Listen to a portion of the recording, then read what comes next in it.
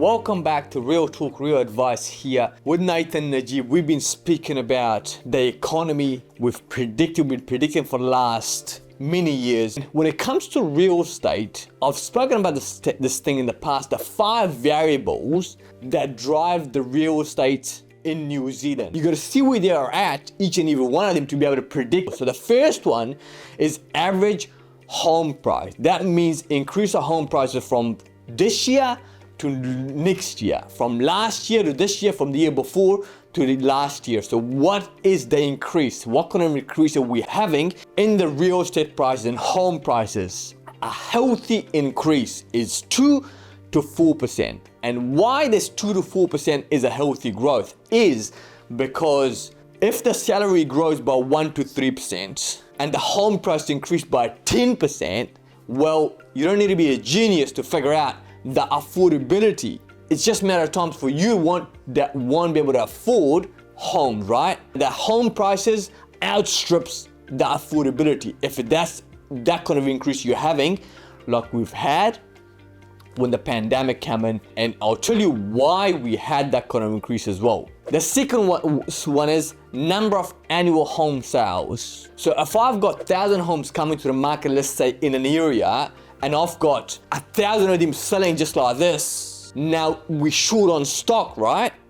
So supply and demand. The next one is supply of inventory. So if you've got 1,000 houses coming to the market, or 1,000 sections coming to the market, and you got 1,500 buyers, which is number of annual, because buyers gonna buy properties, right? And you got 1,500 buyers, now you know the market's gonna be out of kilter. So the demand needs to match the supply, so the prices don't increase over 2 to 4%. And all those things needs to be kept in check by the council, by the government, and we as real estate agents or people that predict the future must watch that. The reason why a lot of economists are off, in my opinion, is because they don't look at every single variable. Like I said, all the variables is got to work in line for a healthy real estate market. The next one is mortgage rate fluctuation. So what the government or the Reserve Bank do is they increase the interest rate to slow the market down, they decrease it to make the market move, right? At the moment, the interest rate is almost 7%, it slows the market down, right? So when it's 7%, not only it slows the market down, people don't buy homes that much, but on the other hand, the cash rate, when the interest rate is high, the OCR is high as well. Meaning, if I've got money with me in the bank, I'd rather leave it in the bank and get 6% or 5.5% OCR rate is at the moment.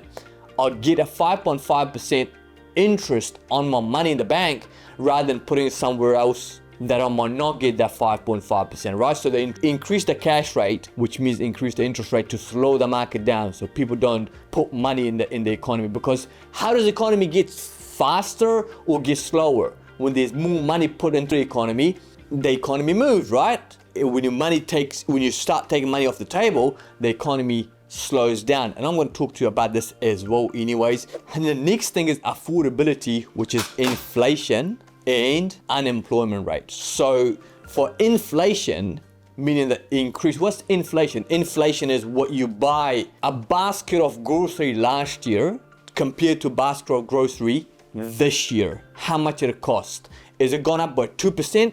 That's okay. It needs to be below 2% because once again, if the home price going up at 10%, 12% a year, and you've got your interest rate is at 7%, and then the produce prices going up by 15%, then things become unaffordable, right? So that's the reason they keep inflation has to be under 2%. That's what they've been trying to do for the last 2 or 3 years. Now these guys here that's come in, the new government, they are actually putting things, because this thing, let's say this analogy, or like, this car going 100 miles an hour, right?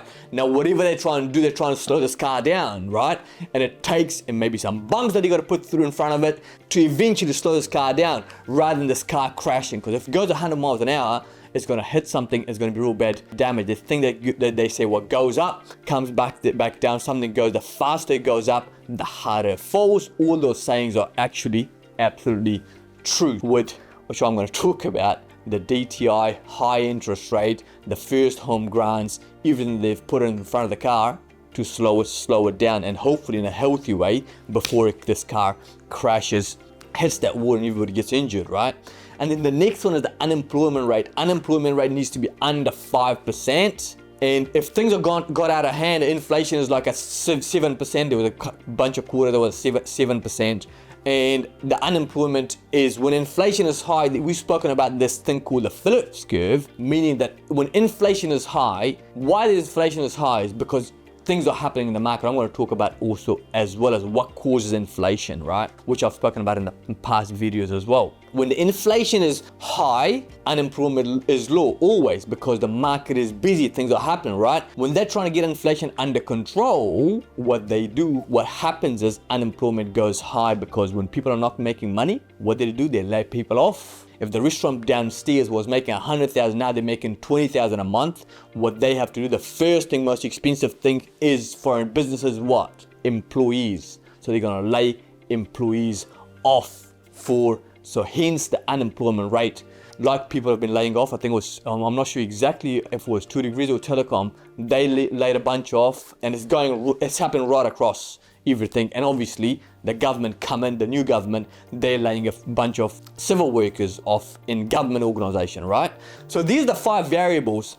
I encourage you to watch this video obviously, and go back and watch our past video that we spoke about the 5 variables and how they control. I hope I've explained this so you understand why the variables are so important. Let me come back to, as I said, inflation and unemployment rate, right? And I spoke about what causes inflation in the past, but let me just briefly just touch on this. What causes inflation? Why inflation goes high? So the reasons are, number 1, and if you go back 2 years ago, 3 years ago, since the pandemic, these things here, we knew inflation was going to get high because all these things were happening. Like, let me explain. Cost push inflation. Now what happens, oil prices increase, obviously, cost of running a business increases, so the money gets passed on to the consumers. That's in form of inflation. And obviously workers, because things are costing more now, right? Now workers are asking for a raise. If you don't give me a raise, there's 5, 10, 20 other restaurants that I can go work in. So they say, like, if you don't give me a raise, because there's so much demand, I can just go to a restaurant down the road and get $25 an hour if you don't give me that. So that's what happens in the market. And the land price increase, obviously, the rent increase, right? That's what you call cost push inflation. And then the next one is demand pull inflation. Now, what they do is, like, what happened at demand pull inflation is and the prime example of that was because after the pandemic, when the pandemic hit, right? If you go back to the pandemic, they closed New Zealand for a long period of time. So when you do that, when you close shop for a long period of time and you open the floodgates, then there's so much demand out there. So demand pulls inflation. So if I've got a chair that I'm selling at, I've got $1,500 is how much I want for it, and I've got 500 people wanting this, well, I can ask $2,500, $3,500. If I've got a house that's was worth $800,000, exactly what happened to the market, right? I was selling these houses in Royalston for like $730,000. All of a sudden, I had to buy it from Wellington, buy it from Crosshair, buy it from Invercargill, buy it from everywhere. They were paying $1,015,000 for it. That was only a 4-bedroom, just a standard house, right? So demand pull inflation, they cut taxes and feed money to the economy. Like, there was stimuluses, there was like, if you don't work, that's okay, you sit at home and we'll pay you, right? All those things, like putting oil into the fire. Too much demand, business owners increase prices to slow demand, because if I've got a bunch of chairs and I've got a whole lot of buyers, I can put whatever price I want on it, increase the price because there's so much demand there, right? And then printing money. And we printed out, we gave away $92 billion or something. And so if you put that kind of money into the economy, what does it do to the economy? It makes it turn, right? So everybody becomes rich, right? The stimulus, free money, obviously, quantitative easing, low rate to afford bigger houses. So the interest rate, because they thought the market was going to die, so the interest rate was like almost at 0% almost, right? They were paying like, we were getting fixed mortgage at 2.19%. The banks were so easy to borrow money from, so everybody went and upgraded. So what happened? the inflation went straight through the roof. Now the Reserve Bank, the interest rate is a lever that they play with. Like when the market is not busy, I spoke about this in the past, but when the market is quiet, what they do, they drop the interest rate. Because when the money is cheap, people go and borrow money and buy stuff. They can borrow things on their credit card because the money is cheap, right? On the other hand, when the market is going out of hand or is too busy, they think the inflation is going to get out of kilter, they increase the interest rate. So, as I see it here, government raises or lower taxes, like Labour comes in and they raise taxes, right? And the National come in, they lower taxes, right? Regulation and deregulation. They try to do their best to keep the inflation at 2%, but you can't keep the inflation at 2% when these things are happening. So now when a car is running 100 miles an hour, before it crashes, you need to put some things in front of it to slow down, the car slow down, and hopefully you'll slow it down in a way that doesn't crash. Because if it crashes, then obviously that's what you call when the bottom comes out of the market, right? So the goal, thankfully, to National, I like to think that they know how to about finances, right? What they've been doing since they came in, obviously the interest rate was getting, they were playing this only one lever, that's what the Labour was playing with, only one lever, the increasing interest rate, right?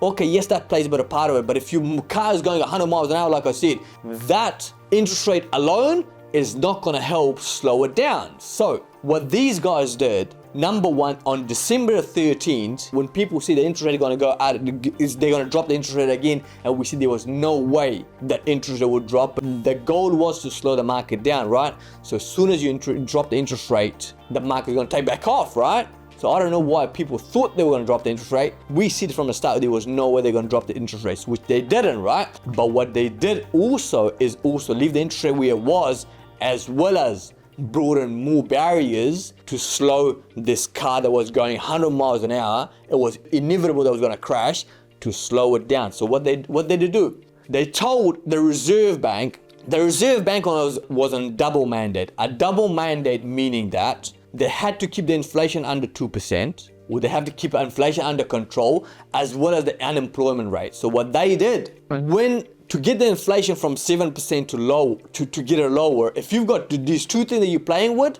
there's no way you can get inflation under 2% and unemployment rate still under 5%. Like I said, when the inflation goes down, the unemployment rate goes high. This is what is called the Phillips curve. So they said to the Reserve Bank, you forget about the unemployment rate. All we want you to do is get inflation under 2%. Now when they do that, what's going to happen? The unemployment rate is going to get higher, right?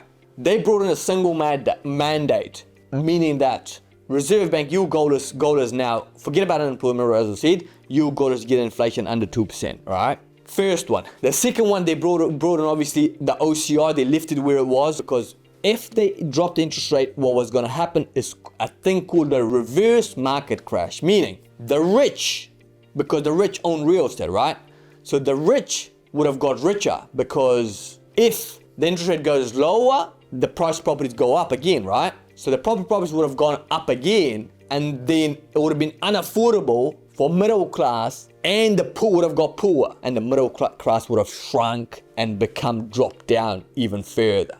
That was the reason they left the interest rate where it was, obviously. And then they brought in budget cuts. So one of the things is the interest rate at a higher level to make sure people stop spending money. The second thing, the barrier or the obstacle they put in front of this car that was going 100 miles an hour is, let's stop us, the government. We should stop spending money, because if you stop spending money, the economy is still turning, right? Like $1 billion plus rail track that they had planned to be built in Auckland, the ferry that was over $1 billion, whatever else they had, they could take off the economy, they did. So the budget cuts, and the budget cuts takes a bit of time. We did a video about that not too long ago, so you should go and watch that, and how long they usually take for the budget cut, for the things to get under control after they cut the budgets and keep the interest rate where it is at. The next one is, just recently, remove of first home grants. People say that was horrible. Some people say why they did that. Once again, that's one of the other form of barriers to put in front of this car that was going out of hand. So slow the market down, because the only sector that was like very busy still was the first home market. So they said, what do we do now to slow this market down, right? So okay, let's take the first home grant out. While it's busy for now, but it's going to get quieter slowly, right? So they took that off the table. So it's just a matter of time. The first home market will slow down as well. Meaning, first home buyers buy first home property. First home property owners go to second home property. Second home people that move on to third home property, right? Meaning right across luxury real estate. So if they don't slow down here, the whole market will carry on. So they said, okay, let's put a stop here. First home grant. The next one is the debt to income ratio. One of the things that we need to be mindful of is the income, how much of your income goes towards your mortgage. It's a household income. Is at the moment it's like 125,000, I believe that's where it sits, household income. The home prices can be 6+ times the average home income, which it is now. I think it's 6.5 last time I checked, but it needs to come down to being affordable. It needs to be 2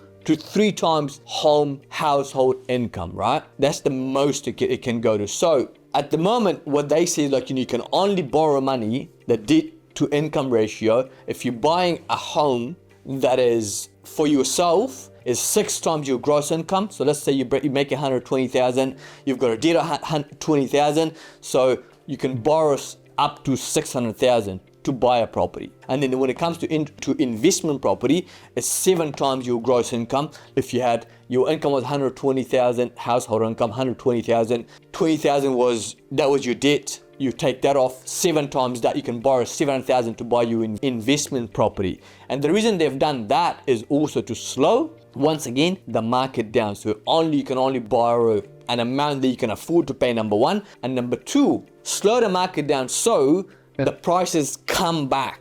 The prices have taken off in the last, I did some numbers the other day, and it was like 60% in the last, since 2020, since the pandemic. And it's come back already about 20, maybe 25%. It needs to come down by probably another 15, maybe 20% for it to be at an affordable level. At affordable level, if we go back to our 5 variables, between 2, maximum 4% for the homes to be affordable. At the moment, the home people say that, all right? If you ask an average Kiwi, it's like, the home prices are unaffordable. I can't afford to buy homes. So coming back, your first home grant taken off the table. For now, it's painful, but give it some time. The price of property you paid for it, you would have paid for it for 550, you would buy that house for 490.